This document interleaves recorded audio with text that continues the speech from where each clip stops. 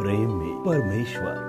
इस पाठ में यह दर्शाया गया है कि परमात्मा की निष्काम भक्ति में ही आनंद की प्राप्ति होती है और प्राणी मात्र के प्रति सच्ची सहानुभूति और दयापूर्ण व्यवहार से ही ईश्वर दर्शन जैसा सुख प्राप्त होता है। अच्छा व्यवहार सभी गुणों का सार है। अरस्तु।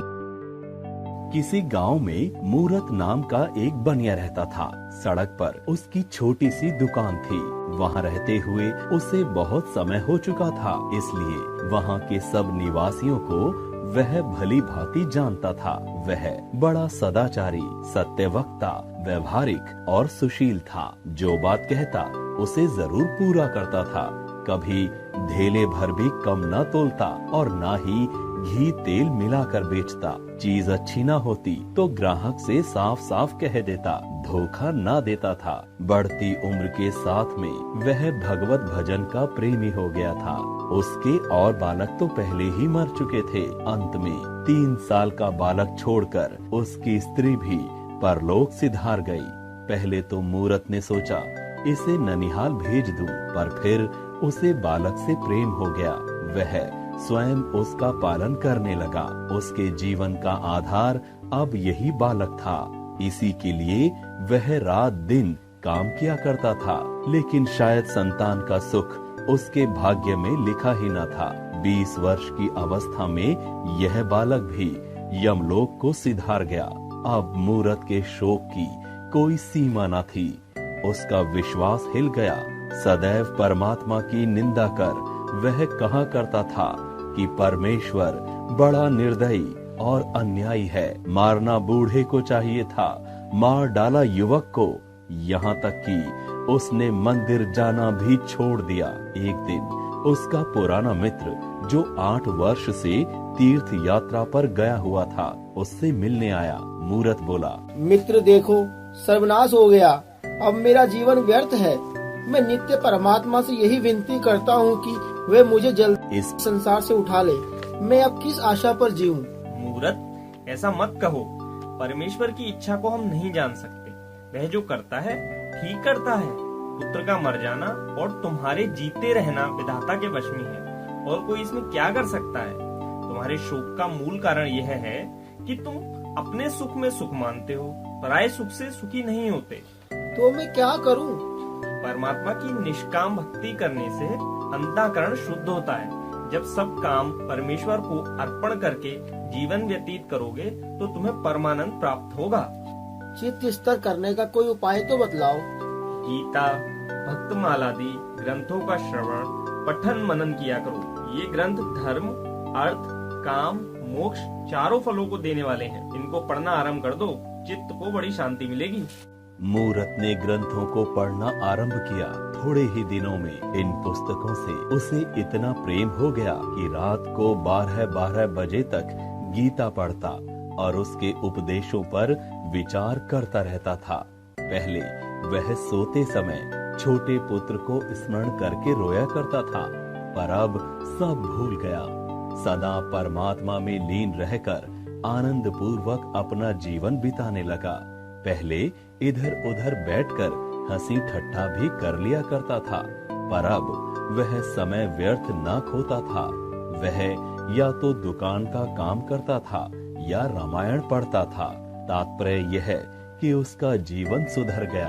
एक दिन पुस्तक पढ़ते पढ़ते मूरत के मन में विचार आया कि जब ईश्वर सब प्राणियों पर दया करते हैं तो क्या मुझे सभी पर दया नहीं करनी चाहिए। तत्पश्चात सुदामा और शबरी की कथा पढ़कर उसके मन में यह भाव उत्पन्न हुआ कि क्या उसे भी भगवान के दर्शन हो सकते हैं। यह विचारते विचारते उसकी आंख लग गई। बाहर से किसी ने पुकारा, मूरत, मूरत, देख, याद रख, मैं कल तुझे दर्शन दूंगा। यह सुनकर वह दुकान से बाहर निकल आया। वहाँ कौन था वह चकित होकर सोचने लगा, यह स्वप्न है अथवा जागृति, कुछ पता न चला। वह दुकान के भीतर जाकर सो गया। दूसरे दिन प्रातःकाल उठा और पूजा पाठ करके भोजन बनाकर मूरत अपने काम धंधे में लग गया, परंतु उसे रात वाली बात नहीं भूली थी। रात्रि को बर्फ गिरने के कारण सड़क पर बर्फ के ढेर लग गए थे। मूरत अपनी धुन में बैठा था। इतने में बर्फ हटाने के लिए कोई व्यक्ति आया। मूरत ने समझा कृष्ण भगवान आए हैं। आंखें खोलकर देखा कि लालू बर्फ हटाने आया है। हंसकर कहने लगा, तो तुम हो लालू और मैंने समझा कृष्ण भगवान, बाहरी बुद्धि। लालू बर्फ हटाने लगा। बूढ़ा आदमी था, शीत के कारण बर्फ ना हटा सका, थक कर बैठ गया और शीत के मारे कांपने लगा। मूरत ने सोचा कि लालू को ठंड लग रही है, इसे आग तपा दूं। लालू भैया यहाँ आओ, तुम्हें ठंड सता रही है, हाथ सेक लो। लालू दुकान पर आकर धन्यवाद करके हाथ सेकने लगा। मूरत, भाई कोई चिंता मत करो, बर्फ मैं हटा देता हूँ। तुम बूढ़े हो, ऐसा ना हो कि ठंड खा जाओ। तुम क्या किसी की बाट देख रहे थे? क्या कहूँ, कहते हुए लज्जा आती है।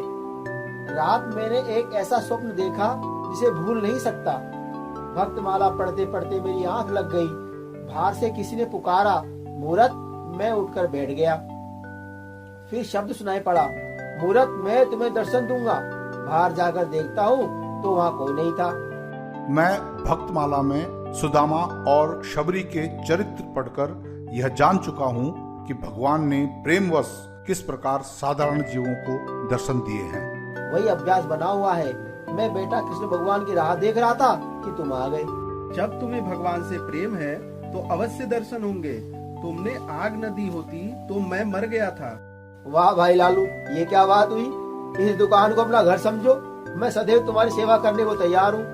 लालू धन्यवाद करके चल दिया। उसके पीछे 2 सिपाही आए, उनके पीछे एक किसान आया, फिर एक रोटी वाला आया। सब अपनी राह चले गए। फिर एक स्त्री आई, वह फटे पुराने वस्त्र पहने हुई थी। उसकी गोद में एक बालक था। दोनों शीत के मारे कांप रहे थे। मूरत, माई बाहर ठंड में क्यों खड़ी हो? बालक को जाड़ा लग गया है, भीतर आकर कपड़ा ओढ़ लो। स्त्री भीतर आई। मूरत ने उसे चूल्हे के पास बिठाया और बालक को मिठाई दी। मूरत, माई तुम कौन हो? मैं एक सिपाही की स्त्री हूँ। 8 महीने से न जाने कर्मचारियों ने मेरे पति को कहाँ भेज दिया है, कुछ पता नहीं लगता। गर्भवती होने पर मैं एक जगह रसोई का काम करती थी। ज्यों ही ये बालक उत्पन्न हुआ तो उन्होंने इस भय से कि 2 जीवों को अन्न देना पड़ेगा, मुझे निकाल दिया। मैं 3 महीने से मारी मारी फिर रही हूँ। कोई टहलनी नहीं रखता। जो कुछ पास था सब बेचकर खा गई। इधर साहूकारिन के पास जा रही हूँ, शायद नौकरी पर रख ले। तुम्हारे पास कोई ऊनी वस्त्र नहीं है? वस्त्र कहाँ से हो, पैसा ही तो पास नहीं। ये लो लोई, इसे ओढ़ लो। भगवान तुम्हारा भला करे, तुमने बड़ी दया की। बालक शीत के मारे मरा जाता था। मैंने कुछ नहीं किया, श्री कृष्ण भगवान की इच्छा ही ऐसी है। फिर मूरत ने स्त्री को रात वाला स्वप्न सुनाया। स्त्री, ईश्वर के दर्शन होना कोई असंभव तो नहीं है। स्त्री के चले जाने पर सेब बेचने वाली आई। उसके सिर पर सेबों की टोकरी थी और पीठ पर अनाज की गठरी। टोकरी जमीन पर रखकर खम्बे का सहारा ले वह विश्राम करने लगी कि एक बालक टोकरी में से एक सेब उठाकर भागा। सेब वाली ने दौड़कर उसे पकड़ लिया और सिर के बाल खींचकर मारने लगी। बालक बोला, मैंने सेब नहीं उठाया। मूरत ने उठकर बालक को छुड़ा दिया। मूरत, माई क्षमा कर, बालक है। यह बालक बड़ा उत्पाती है, मैं इसे दंड दिए बिना कभी ना छोड़ूंगी। माई ये क्या कहती हो? बदला और दंड देना तो मनुष्यों का स्वभाव है, परमात्मा का नहीं। वह दयालु है। यदि इस बालक को एक सेब चुराने का कठिन दंड मिलना उचित है तो हमें हमारे अनंत पापों का क्या दंड मिलना चाहिए? यह सत्य है, परंतु ऐसे बर्ताव से बालक बिगड़ जाते हैं। कदापि नहीं, बिगड़ते नहीं, अपितु सुधरते हैं। सेब वाली टोकरा उठाकर चलने लगी कि उसी बालक ने आकर विनती की, माई ये टोकरा तुम्हारे घर तक मैं पहुंचा आता हूँ। रात्रि होने पर मूरत भोजन करने के बाद गीता का पाठ कर रहा था कि उसकी आंख झपकी और उसने यह दृश्य देखा। मूरत, मूरत, कौन हो? मैं लालू। इतना कहकर लालू हंसता हुआ चला गया। फिर आवाज आई, मैं हूँ। मूरत देखता है कि दिन वाली स्त्री लोई ओढ़े बालक को गोद में लिए सम्मुख आकर खड़ी हुई, हंसी और लुप्त हो गई। फिर शब्द सुनाई दिया, मैं हूँ। देखा कि सेब बेचने वाली और बालक हंसते हंसते सामने आए और अंतर ध्यान हो गए। मूरत उठकर बैठ गया। उसे विश्वास हो गया कि कृष्ण भगवान के दर्शन हो गए, क्योंकि प्राणी मात्र पर दया करना ही परमात्मा के दर्शन करना है।